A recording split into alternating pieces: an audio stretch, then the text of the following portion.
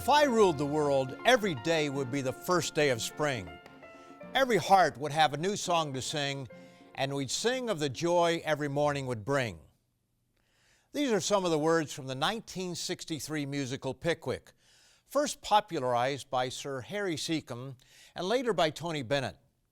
Who hasn't dreamed of a better world, and who hasn't considered that it would be a better world if only I, meaning you, were in charge? What kind of place would it be?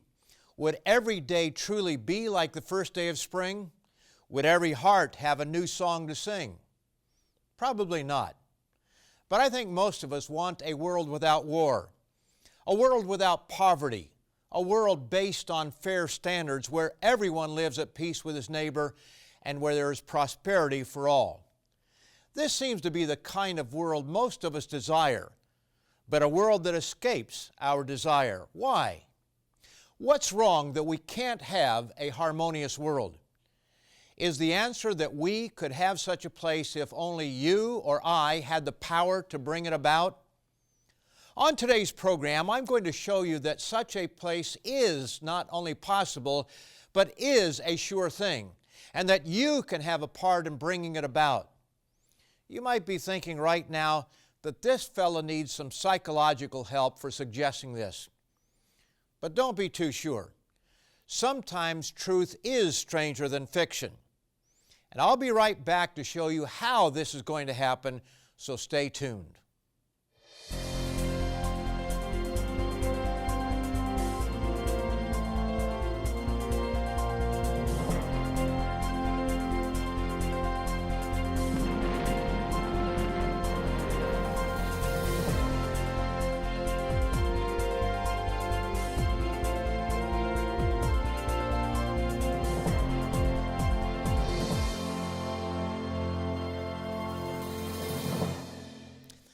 Welcome to Tomorrow's World, where today I'm going to show you how you can change the world. And I'm not talking about joining some club to build houses or feed the homeless.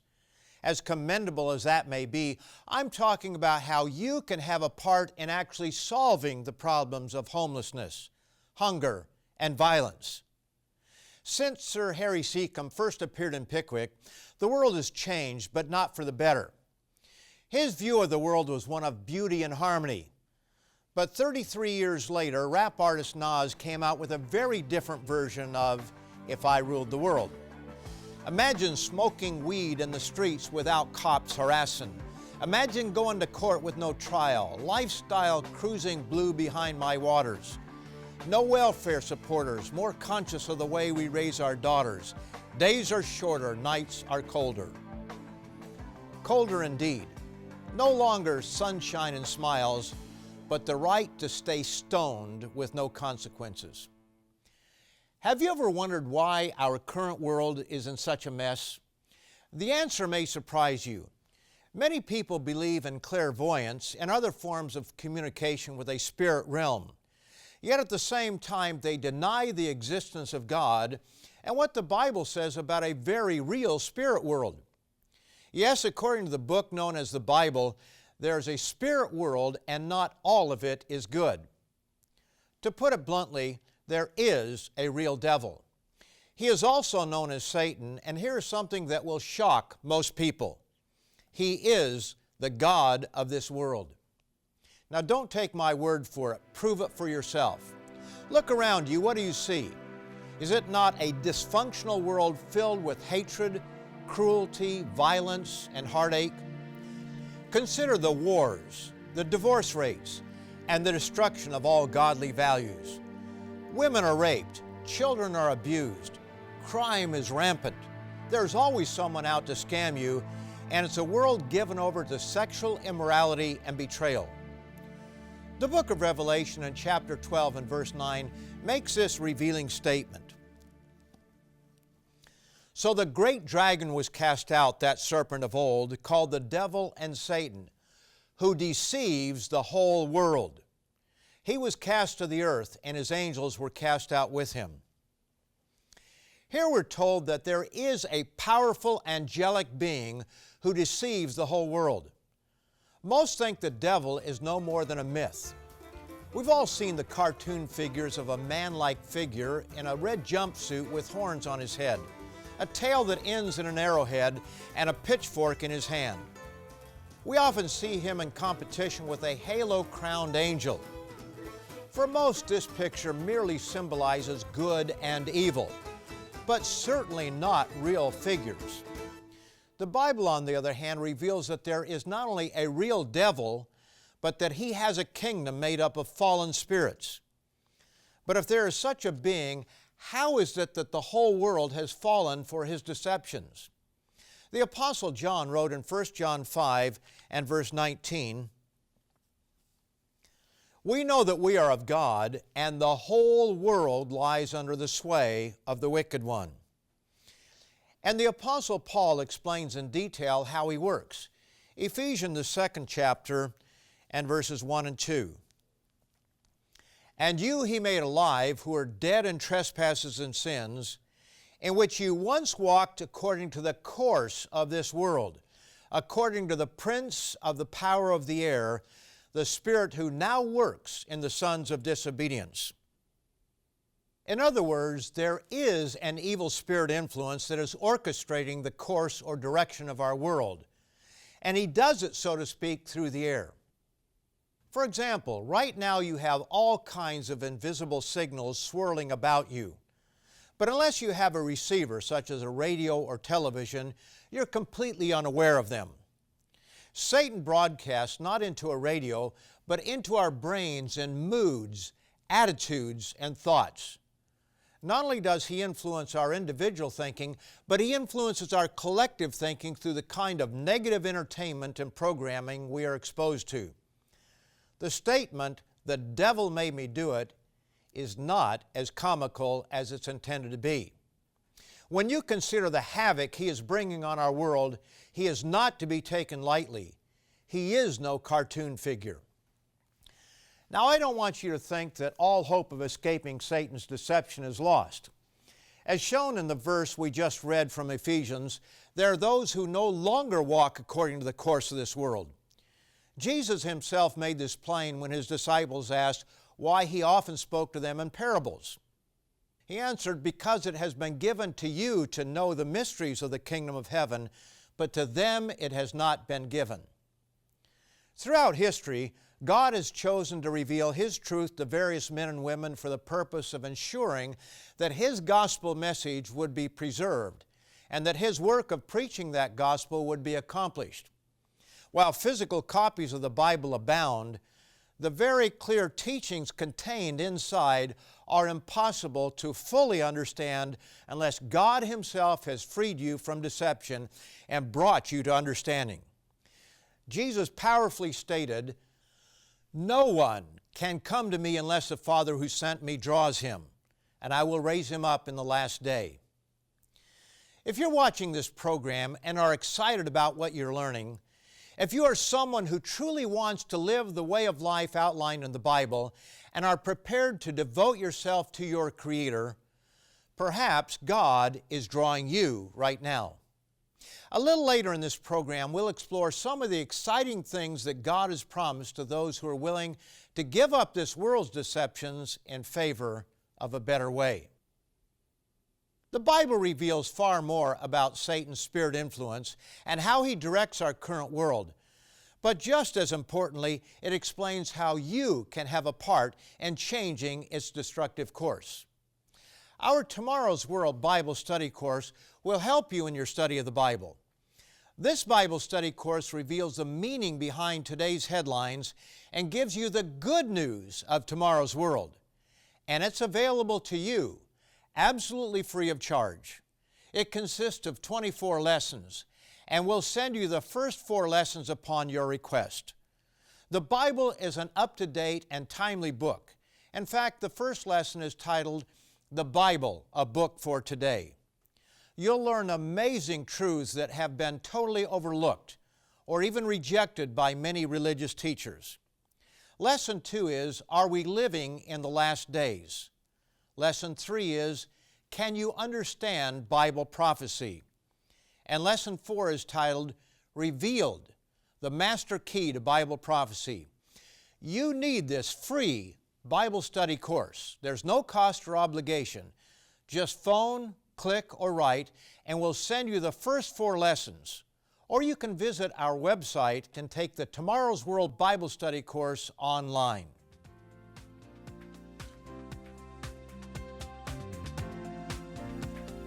Let me tell you how to enroll in our free Bible study course.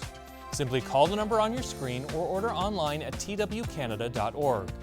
You'll receive the first 4 lessons, which show the authenticity of the Bible and examine several prophetic aspects of Scripture. Once you complete the lessons, let us know and we'll send you the next set of 4. Dial the number on your screen or visit us online to get your free copy.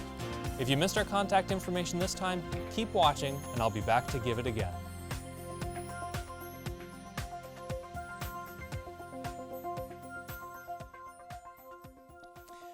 Many think it is difficult to believe in something we can't see. But is it really? Don't we do it all the time? We can't see electricity, but we see its effects as it heats up filaments under glass to lighten our nights. It runs the motors that propel our boats and cars. With it, we cut our lawns, trim our beards, or brush our teeth. We often think we are seeing electricity during a violent storm, but in reality, we only see its effects. So while we can't see electricity, we know it exists. So it's not a good argument to reject something because you can't see it. God can be seen by His workmanship around us. We see it in a soaring bird or a fluttering butterfly, in an antelope as it runs across the plain, or in the gracefulness of a cat.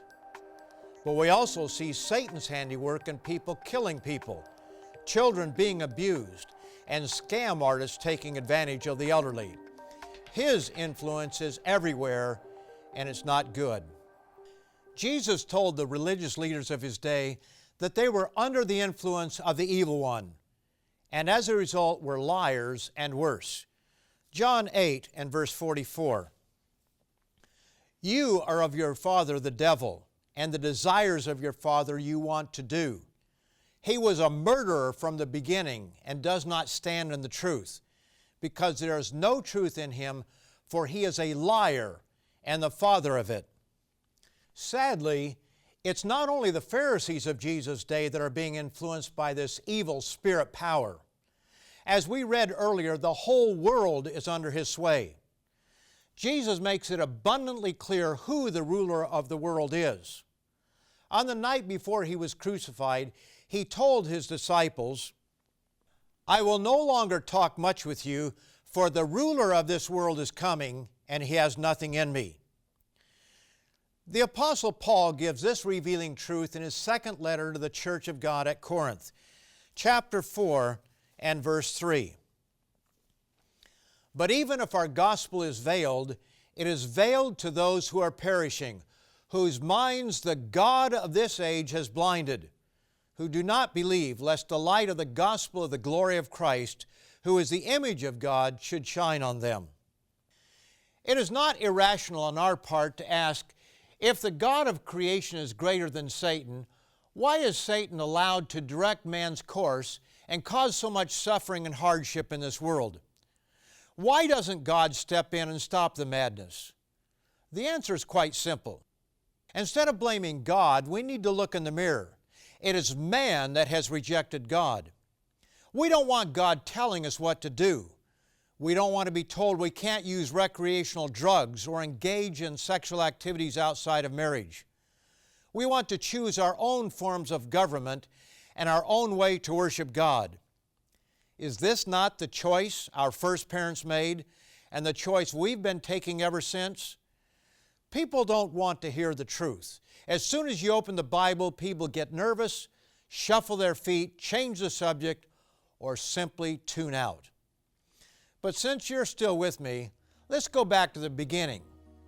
When God put the first man and woman in a beautiful garden, He placed 2 special trees there. One symbolized man choosing to live God's way that would lead to blessings in life. The other symbolized man rejecting God and determining for himself what is right and wrong. And the end result? They were kicked out of the garden, and the way to the tree of life was blocked. In effect, God was saying, okay, you think you know better, you think that your way is going to work out better, go to it, have it your own way. But don't come crying to me when it doesn't work. Sadly, mankind is not ready to give up this arrangement. Frank Sinatra put it about as well as one can when he sang triumphantly, "I did it my way." Notice the words. And now the end is near, and so I face the final curtain. My friends, I'll say it clear, I'll state my case, of which I'm certain. I've lived a life that's full, I've traveled each and every highway, and more, much more than this, I did it my way. Regrets, I've had a few. I did what I had to do. I planned each charted course, and may I say, not in a shy way, oh no, not me. I did it my way. For what is man? What has he got? If not himself, then he has not. To say the things he truly feels, and not the words of one who kneels. The record shows I took the blows and did it my way. Yes, it was my way. How accurate. Man wants to do it his own way, but that's an illusion. What he doesn't realize is that there's a spirit being playing him like a fiddle. But what does all this have to do with you ruling the world? I'll give the answer in a moment. But if you want to understand the purpose of life, what the future holds for mankind, and how you can someday have a part in ruling this world, you need to order our absolutely free Tomorrow's World Bible Study course. All you have to do is phone, write, or click to sign up for this life-changing course. It's really that easy. We'll send you the first 4 lessons right away, and when you finish them, all you have to do is let us know, and we'll send you the next set of 4 absolutely free. You need this course, so call, click, or write for your copy of the Tomorrow's World Bible Study course. Or if you prefer, you can visit our website and take the Tomorrow's World Bible Study course online.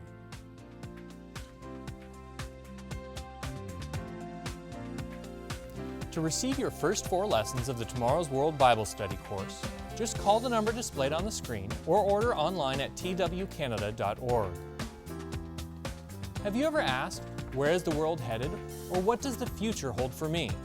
We answer these questions and more in our magazine, Tomorrow's World. It's also yours free of charge. Don't wait. Call or visit us online to get your first 4 lessons of our free Bible study course and Tomorrow's World magazine. I hope you enjoy the rest of today's program.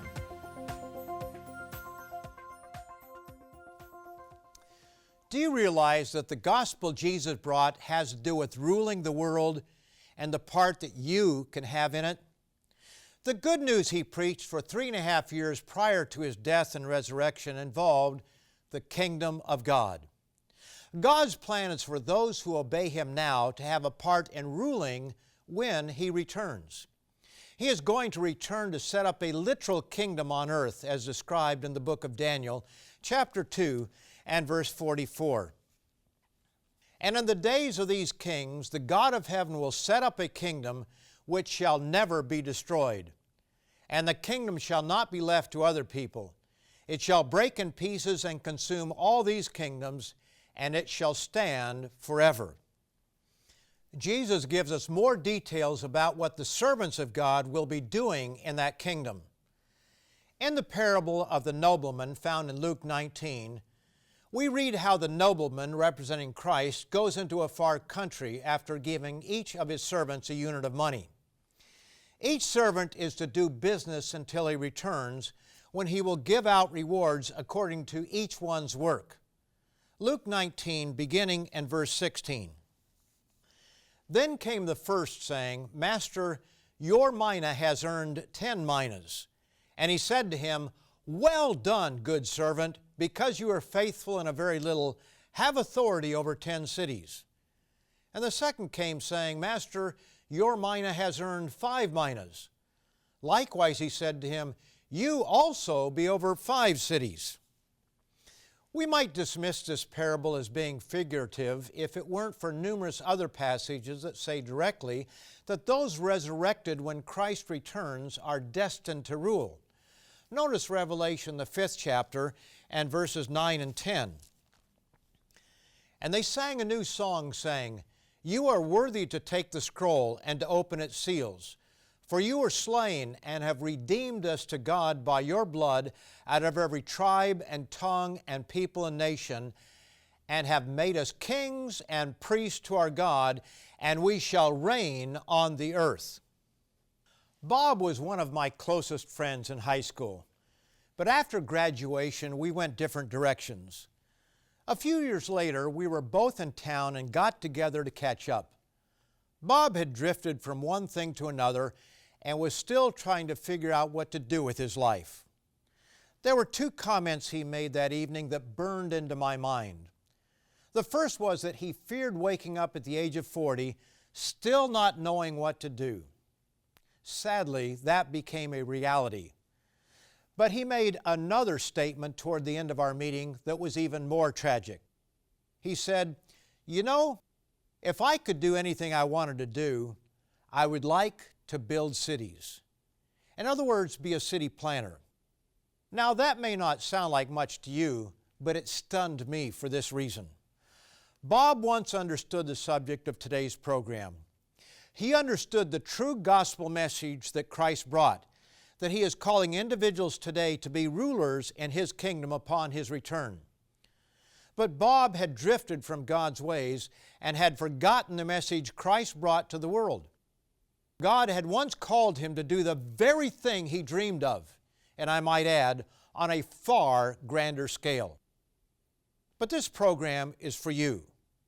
How many Bobs are watching this program who are allowing the greatest opportunity ever offered to a human being pass them by?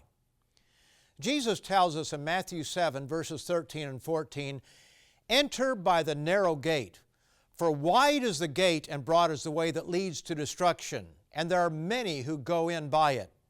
Because narrow is the gate and difficult is the way which leads to life, and there are few who find it." In the parable of the sower, he describes how a sower scattered seed, which fell on 4 different areas. Some fell by the wayside, some on rocky ground, some among weeds, and some on good soil. Here's how he explained the parable in Matthew the 13th chapter and verse 19. "When anyone hears the word of the kingdom and does not understand it, then the wicked one comes and snatches away what was sown in his heart.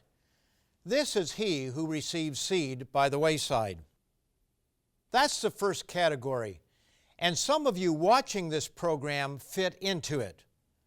The second is found in the next 2 verses. "But he who received the seed on stony places, this is he who hears the word and immediately receives it with joy. Yet he has no root in himself, but endures only for a while. For when tribulation or persecution arises because of the word, immediately he stumbles." Could that be you? Do you have enough conviction and depth of character to do what is right no matter what others think? Do you have perseverance? The third group is found in verse 22. "Now he who received seed among the thorns is he who hears the word, and the cares of this world and the deceitfulness of riches choke the word, and he becomes unfruitful." Do everyday distractions and pleasures of life cause you to lose your focus? Do you forget what is most important, and will you lose out on the great reward to which you are being called? Then there's a fourth group in verse 23. "But he who receives seed on the good ground is he who hears the word and understands it, who indeed bears fruit and produces, some 100-fold, some 60, some 30. A few of you will make up this group of people and will have the opportunity to do exactly what my dear friend Bob hoped to do: plan, build, and rule cities. Bible prophecy shows that prior to Christ's return, this world is going to experience a time of trouble such as it never has seen. Huge percentages of the world's population will die, and the destruction that will take place will make the worst disaster movie look tame in comparison. It is in this context that we read of Christ's return to stop the madness and to restore the earth and its cities. Notice this wonderful future promise given to those precious few who during this lifetime put God first in their lives. It's found in Isaiah the 58th chapter and verse 12. Those from among you shall build the old waste places. You shall raise up the foundations of many generations, and you shall be called the repairer of the breach, the restorer of streets to dwell in. Yes, the true gospel that Jesus brought was one of rulership. He told his apostles in Matthew the 19th chapter and verse 28, "Assuredly I say to you that in the regeneration when the Son of Man sits on the throne of his glory, you who have followed me will also sit on 12 thrones, judging the 12 tribes of Israel." And as we saw earlier, we too can have positions of rulership over cities. So maybe you can't rule the whole world, but you can rule some of its cities. This is the positive message that Jesus brought to mankind. How few it is who see the opportunity being offered, and how few seize that opportunity that is now knocking at their doors. Will you be one of them? I hope so. If you'd like to learn more about the most amazing book ever written, be sure to request your free copy of the Tomorrow's World Bible Study course. There are no long forms to fill out. All you have to do is pick up the phone and call, click, or write to let us know you want this course. It can change your life forever. Don't forget, we will also send you our free bi-monthly magazine, Tomorrow's World, digitally or in hard copy. And be sure to come back next week when Richard Ames, Wallace Smith, and I will continue to share with you the teachings of Jesus Christ, the hope of the coming kingdom of God, and the exciting end-time prophecies from the Bible. We'll see you right here at the same time. To learn more about today's topic, visit www.twcanada.org. You can also order by calling us at 1-866-784-7895 or by writing to us at Tomorrow's World, P.O. Box 409, Mississauga, Ontario, L5M0P6. You will also receive a free subscription to Tomorrow's World magazine, revealing God's principles for living an abundant and happy life while providing insight into current and future events. At our website, you can also watch this and many more Tomorrow's World programs. Call 1-866-784-7895. Write or visit us online today. This program is a production of the Living Church of God.